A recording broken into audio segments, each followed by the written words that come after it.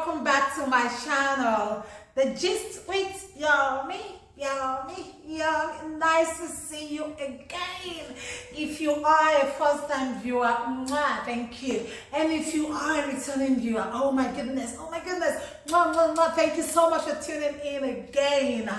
So, the topic today is, what are your numbers? Do you know your numbers? Not your phone number, not your kid's phone number, your husband's phone numbers, your boyfriend's phone number. No. Your fiance's? No. What are your medical numbers? When you go to the doctor for your yearly checkup and they say, oh, you're pre-diabetic, you are borderline obese, you're, those things they keep telling you, you're borderline. What are the numbers? Are you aware? Do you know? Or do you ask questions? What are these numbers? What do they mean? When do you have to start taking action? Actually, you should have started taking action since yesterday, since last year. So I was opportune to be at this conference. It's a women's conference at my church. And we're blessed to have this lady. She's been in the profession for about 18 years. Come talk to us about these numbers. I've been told those numbers before by my doctors.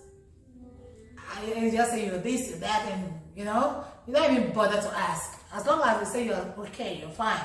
But you still have to know these numbers because you want to start working towards them just in case it's borderline or you get into borderline or something. You have to be aware of these numbers. So she was so good and she kind of break it down. In a minute you're going to see her. I was so blessed and now I know. So at the beginning of the video you might start having questions. Just wait. I did the same thing. I was like, okay, but. And when she started breaking them down, my questions were answered without me answering them. So I would like for you to sit back, listen to her. You might learn a thing or two. And like she said, these informations are public informations. Go to the health site, go to your government sites, just search.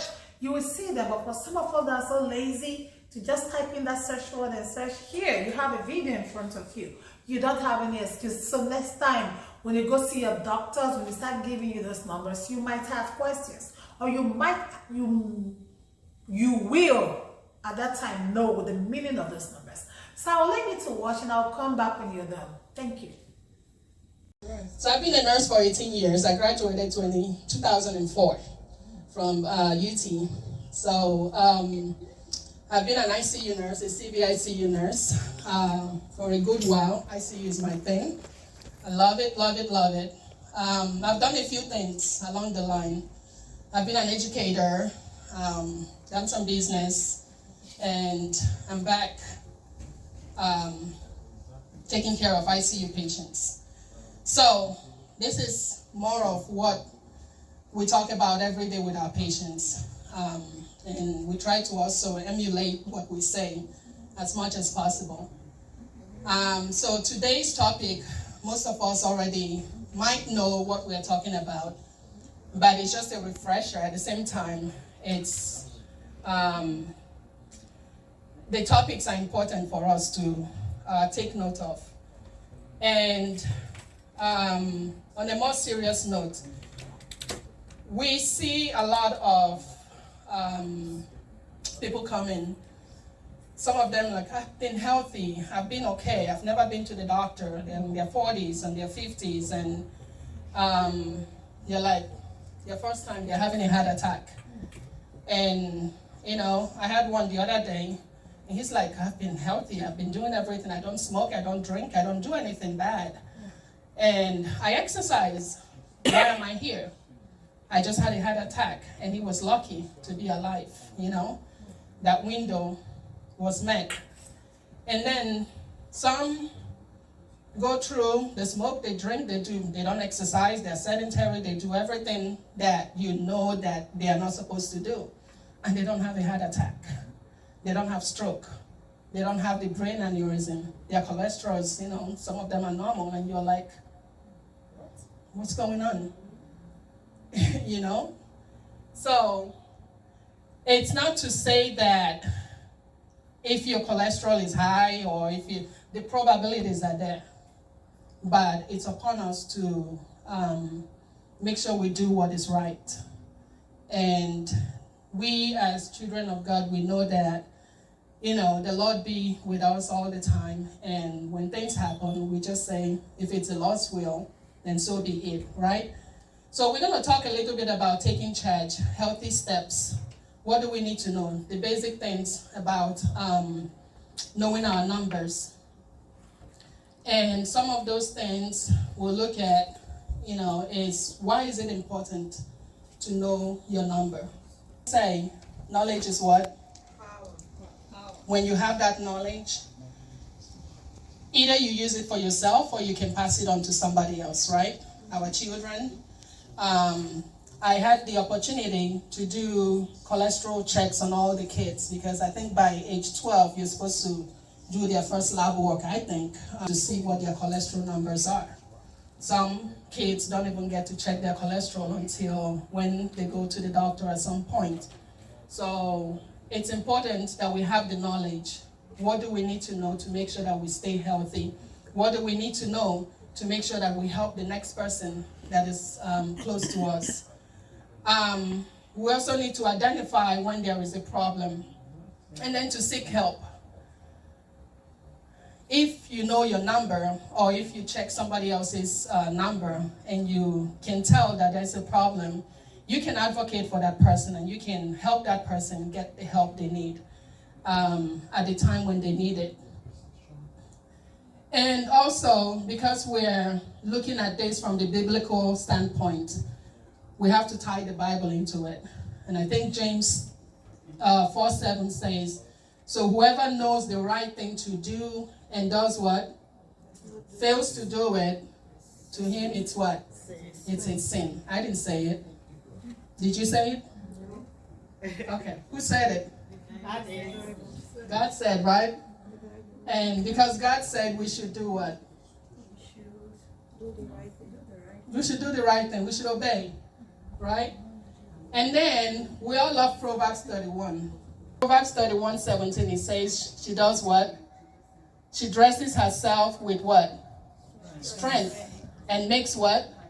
Her arms strong in whatever she does. Handle her situations and things that come on. So that takes us into the topics that we're going to talk about today. We'll look at blood pressure. Also, we'll talk about hypertension, which is the same thing as high blood pressure. We're going to look at heart disease. The specific one, there's so many aspects of heart disease, but we will look at coronary artery disease, cholesterol, stroke, brain aneurysm, and then talk about wellness exams, following up with our doctors and primary care providers, and then my little slogan, which was my license plate, and it's what? LTM, and I tried to use that for myself, loving totally me. Like Michelle Obama said, if I don't take care of myself, I can't take care of Barack and I can't take care of the kids. So I got to take care of me first to be able to take care of another person. So that's the same thing. I have to love me first. And the Bible says it, love yourself to be able to love who? Your neighbor. All right. So what are the numbers? This is your little quiz here. Blood pressure. Anybody? 120 over 80. All right, 120 over 80. Is it to be at 120 over 80 or less? Right? So anything above 120 over 80 is considered what? High blood pressure. So the question in there is, do you know your blood pressure now? 50 is low. 50. 60 to 100, low. anything lower than 50 60 to is a 100. problem. Right. You can match that. Normally, we'll say 60. 50 is acceptable because you have athletes that have lower heart rate. So theirs, if they're in 50, that's okay. But if we are looking at the normal, it's 60 to 80. 60 to 100. Anything above 100 is high. Anything below 60 is low. And then we look at it, right? Oxygen level, why is that important? What is the normal oxygen level? 98, 95, those are normal. Yeah, but what is the range? Does anybody know what our oxygenation level should be? 95 to 100. That's close. That's close. What's the lower number? What should it be? 90. I think, 90 is okay. but that's not the normal range. That's the okay range. If you're below 90, then we'll start looking at it. If you're 90, we'll start working and saying, okay, we got to puff some more, we got to breathe, we got to expand the lungs, right? But 90 in the hospital is 90 to 100. If you want to do it better, you go from 94, 95, and then anything up to 100. That's your oxygen saturation, okay? So let's keep on moving. What about your respiratory rate? What should it be? 20 is the norm? 18. What's the range? 12 to 20. 12 to 20, right? 12 to 20, good. What about your temperature? Where should you be? What's normal temp? 97.8. That's 97.8. 97.8. 96. Okay, 96.8, 96. Up to what? What's the higher range? And where do we start having? 99.9. Right, but they tell you 100.4, then you start treating a fever, right? Okay, awesome. So, clap for yourselves. You guys did good. There you go. Amen. Yeah. All right. Take this moment to let everybody know we have our phones, right? Most of this information, all of this information actually from the CDC, the Center for Disease Control.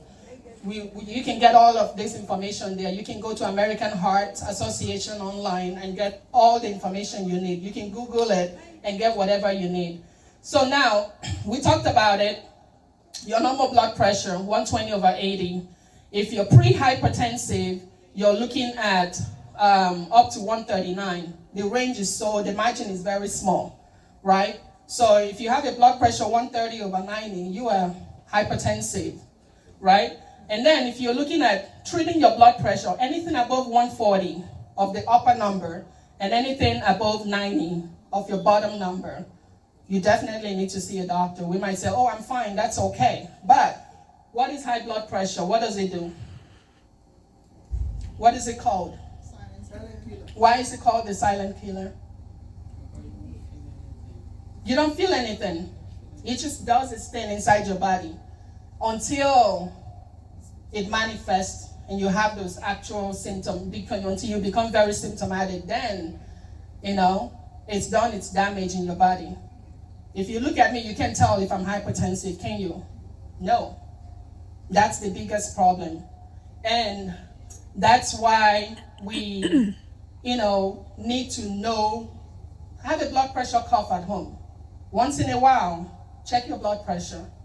You might not need to be on any medication, but you can take care of the situations that are causing you to have that high blood pressure. So what happens when you have if your blood pressure is high? What happens in your body? What's going on?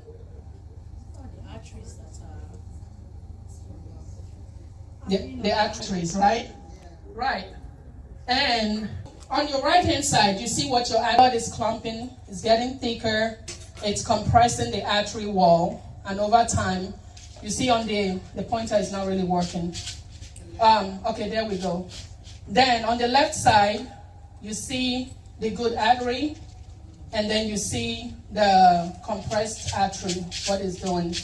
And these are the effects of what high blood pressure can have on your body. It can affect your kidneys, and then affect your heart. And then you can have a stroke, right?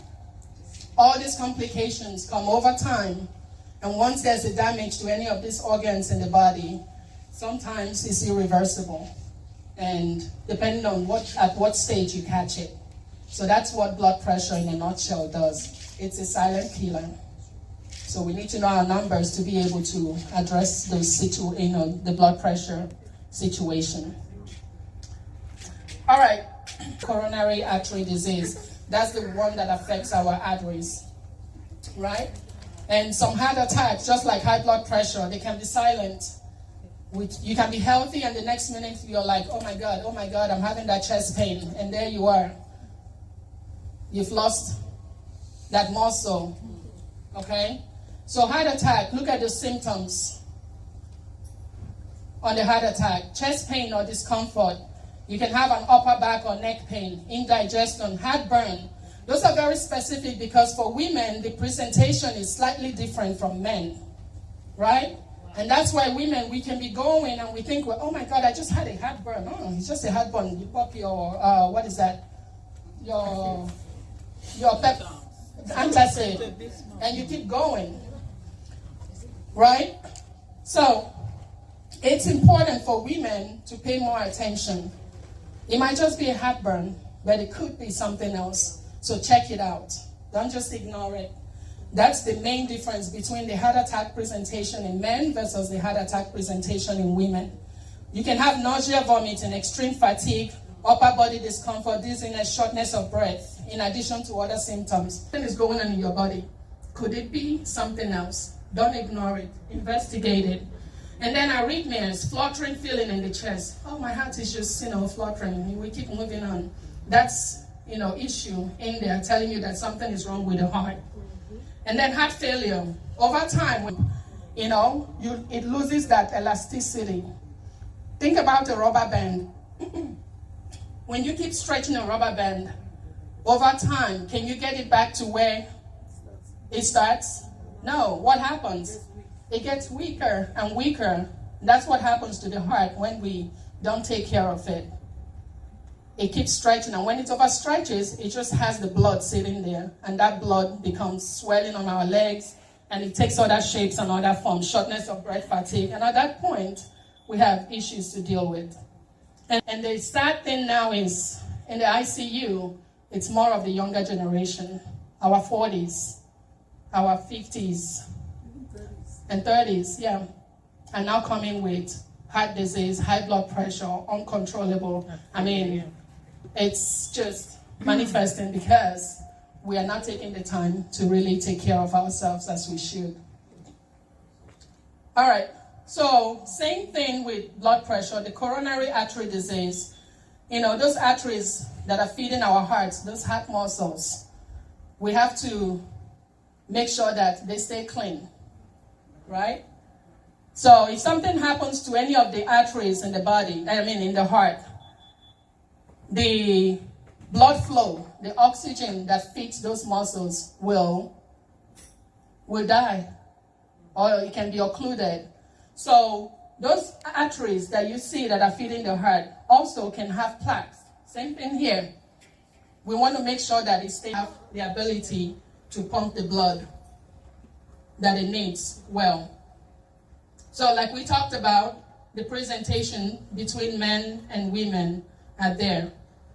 For women, that feeling of heartburn, feeling nauseated, lightheaded, or just unusually tired, we attribute that to what?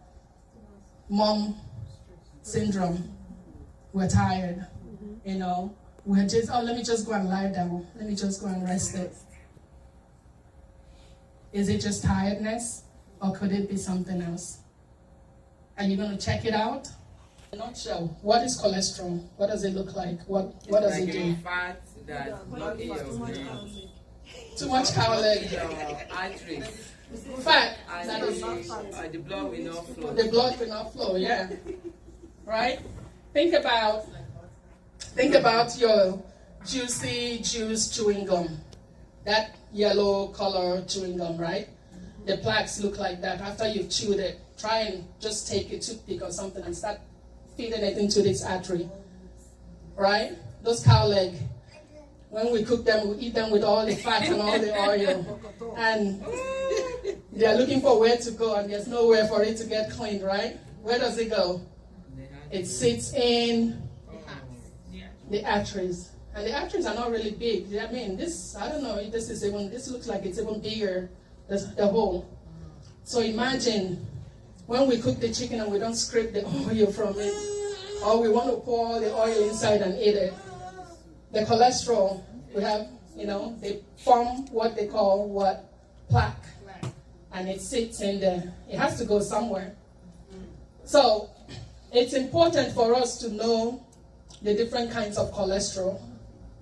We don't want to know the whole textbook about cholesterol, just what's important for us to know. We need to know what is good cholesterol, right? What is bad cholesterol, what is our triglyceride, and what is your total cholesterol. If you've been to your doctor, you should know that those numbers, they try to check it at least how often? Once a year. And they will call you if it's abnormal. So your good cholesterol, which is your HDL, you might hear them say, oh, HDL, LDL, triglycerides, your total cholesterol. Your good cholesterol should be, for men, 40, for women, 50.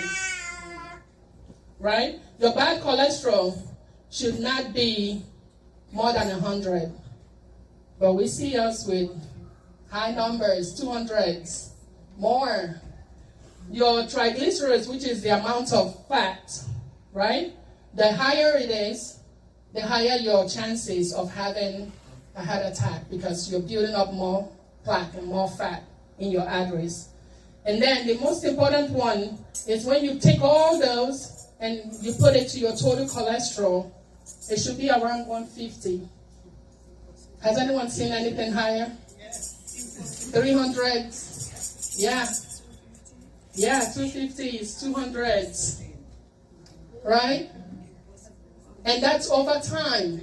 That's all that we've been eating, all that we've been doing. So check your numbers. Take a moment and just look at your numbers and see what they are.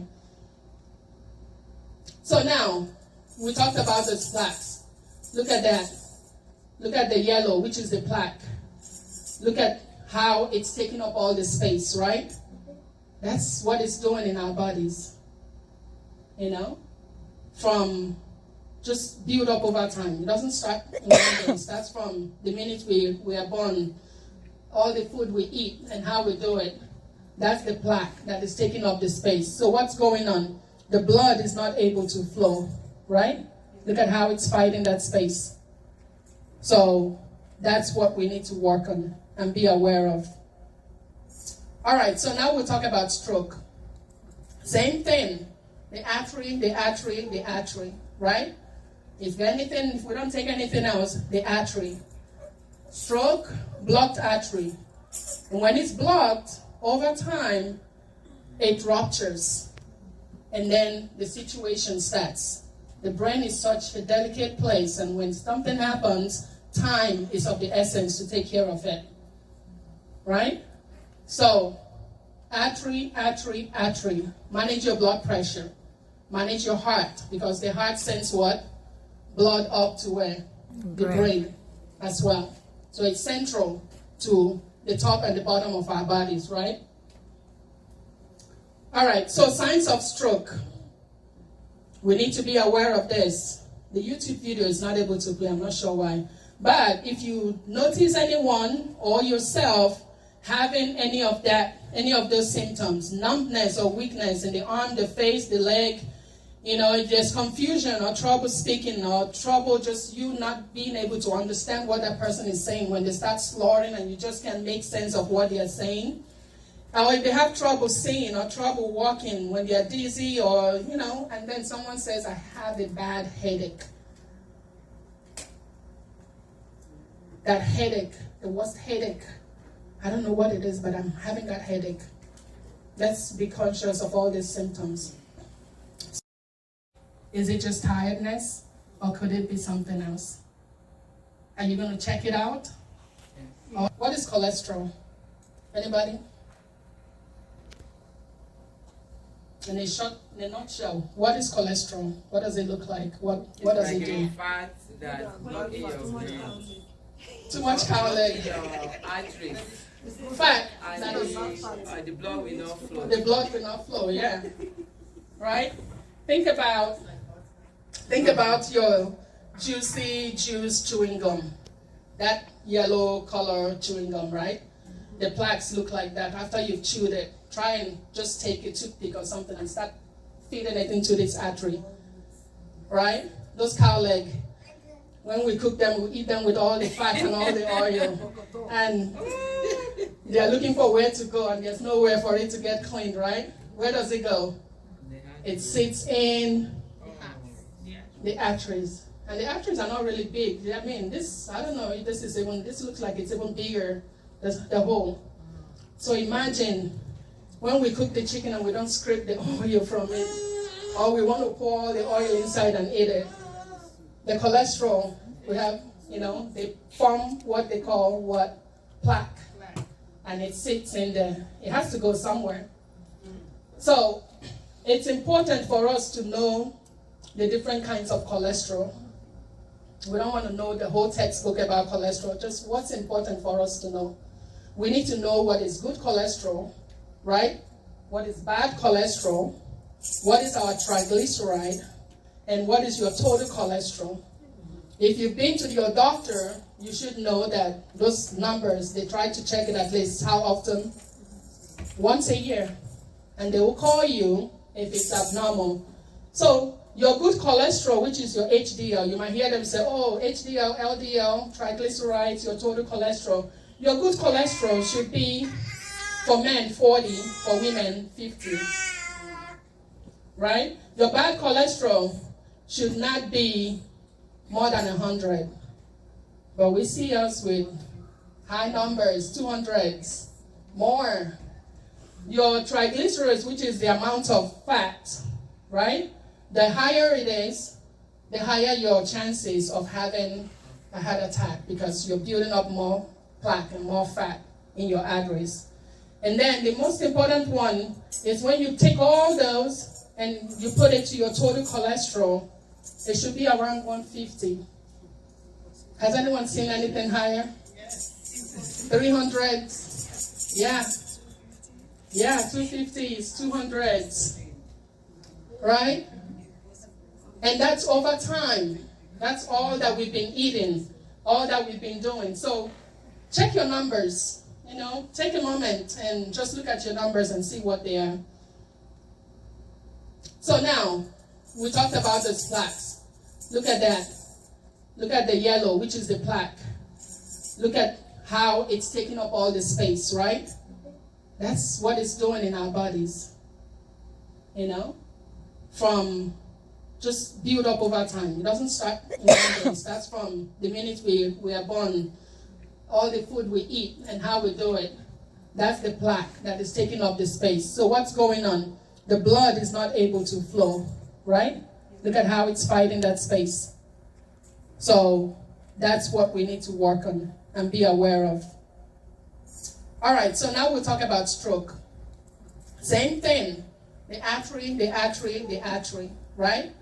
If we don't take anything else, the artery. Stroke, blocked artery. And when it's blocked, over time, it ruptures. And then the situation starts. The brain is such a delicate place, and when something happens, time is of the essence to take care of it. Right? So, artery. Manage your blood pressure. Manage your heart, because the heart sends what? Blood up to where? The brain as well. So it's central to the top and the bottom of our bodies, right? All right, so signs of stroke. We need to be aware of this. The YouTube video is not able to play, I'm not sure why. But if you notice anyone or yourself having any of those symptoms, numbness or weakness in the arm, the face, the leg, if there's confusion or trouble speaking or trouble just you not being able to understand what that person is saying when they start slurring and you just can't make sense of what they're saying. Or if they have trouble seeing or trouble walking when they're dizzy or, and then someone says, I have a bad headache. That headache, the worst headache. I don't know what it is, but I'm having that headache. Let's be conscious of all these symptoms. So, we try to make everybody aware as much as possible to know what FAST is for stroke, fast. But the young kids, they all need to know it. But the teenagers, everybody should know what FAST means and stands for. It might not be for you, it might be for somebody else. F for the face. Look at the face. What is going on? Is it different? The arm, has it changed? Are they not able to raise it up? What about their speech? Are they now slurring? Or they're not, there's just something different with the way they are saying their words. They started stuttering. And then time is of the essence. If you notice any of that, there's a window that has to be met. And if they are outside that window, then there are more rooms for complication. All right? We're almost done. So the risk factors for all of this, or any of this, could be age. Younger generation, like I said, are beginning to fall into this age group and into these risk factors. Before it was the older generation, but now it's different. Nobody's excluded. Not anymore. And then the sex. It's higher for female than males, right? What about the race? African Americans, Africans, we can exclude ourselves. We have higher chances for high blood pressure, What about family health history? Does your mom have diabetes? Does your mom have high blood pressure? Does your mom or your dad have high cholesterol? It could run in the family and you could have it if you don't go check it out. What about obesity? We didn't talk about that, but knowing what is the right weight, right? Diabetes, unhealthy diet. We eat a lot of salt, high salt. They go in line with tension. Low potassium, if you're not maintaining your potassium, because potassium is important to help the cells inside, right? If you're eating high fatty food, high cholesterol food, all those. Smoking, and then drinking alcohol, lack of exercise, sedentary lifestyle, all those we need to pay attention to. Those are risk factors. And then on the other side, those are not textbook, per se, but then when we are tensed, or we have anger in our hearts, we are all high-stress people. We just go and, what's that doing to the body? And you're overworking, lack or little sleep. And then on happiness, you might think, why is that relevant? Why are those there? Why is anger? Because you have that tension and then your blood is needing to flow more, right? All those are relevant. Those are factors that can be. Even if you don't have any of this on your left-hand side, look at the right-hand side. What are you doing? What kind of lifestyle are you living that could be contributing to that silent killer taking space in your body? So now what? Take charge. We are responsible for what? Ourselves, right? Take charge. Follow up. Visit with your PCP, your primary care provider. Have a wellness exam. Even if it's once a year, that's good enough. At least they would look at it and see what to do. And then, do not procrastinate. Okay? So, having said that, we still have to tie it back to the Bible. And those are just a few words for us to look at. And I pray that by His grace, we'll be able to make wise decisions in Jesus' name. Amen. Questions? We don't have much time. Less than 5 minutes. Anybody? When people travel and their legs swell, what does that mean? Does that tie up? When you're sitting for a long period of time in one spot, there's tendency for the leg to swell. Is that not necessarily. That swelling could probably be that, the heart, when you sit down, the heart has to pump, right? So if it's pulling the blood and then you're just sitting in one place, it's not able for it to come back. So that's why they tell you stretch yourself out, right? Anybody else? So it could be that you have an issue with your heart and it's not able to pump and go the flow up and down. Or it could just be that you need to, you've been sedentary for a long time and you need to get up so that the circulation can flow better. Any other person? Yes, ma'am. If someone is feeling thirsty, what is that? If you're thirsty? Yes. Okay. If you're thirsty, you could be dehydrated. It could be that you need more fluid. Your body is telling you something. So if you're thirsty, that's the body telling you, I need some water. And why is water important? Because it needs to keep the body hydrated. And so your kidneys and, the rest of your body can function. So it's just your brain telling your body that, okay, I'm thirsty, I need some water. Hydrate me. Water So if somebody is taxi and he didn't take water, he take juice, okay? Share the same. That's sugar. So water and sugar, I mean, better to give your body water than to give it sugar. If you're thirsty, your body is telling you you need to drink water. Why give it the wrong thing that it needs? So feed it the right thing, which is water. Anyone else? What do you mean by that? Cholesterol. Cholesterol? How do I pronounce? Cholesterol. The banje or fat. The banje. Okay, so my question is that. What is it? I will. It's the fat. Fat. Cholesterol. That block your blood vein. Yeah. That is why when it's blocked, your blood is not flowing. That is why you need to go and check it. If it's high, you are in big problem. So it's a collection of fat that sits in the arteries, and then it takes up the space Vein. for the blood Now to call on flow. them, you understand. Is Layman. egg good for our body? Egg.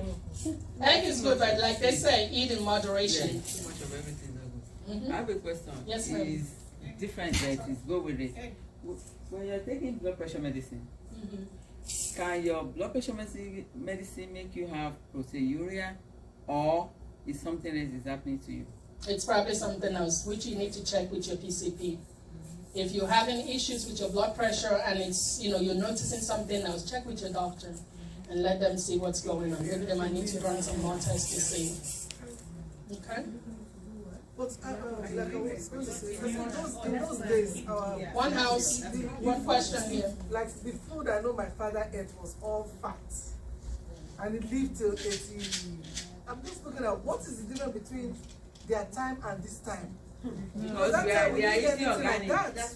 Well, We used banga soup, owo soup, and all was oil. okay, so ancestors, they were mobile, they were up and about, they walked around, they did exercise, they just, and the food they ate were organic, regardless of how much fat and stuff that was inside it. So if you're eating all your fat and you're not exercising, the body is just there. So you got to eat. If you eat and you exercise, even if you eat your banga soup, they said eat in moderation. They are not saying don't eat.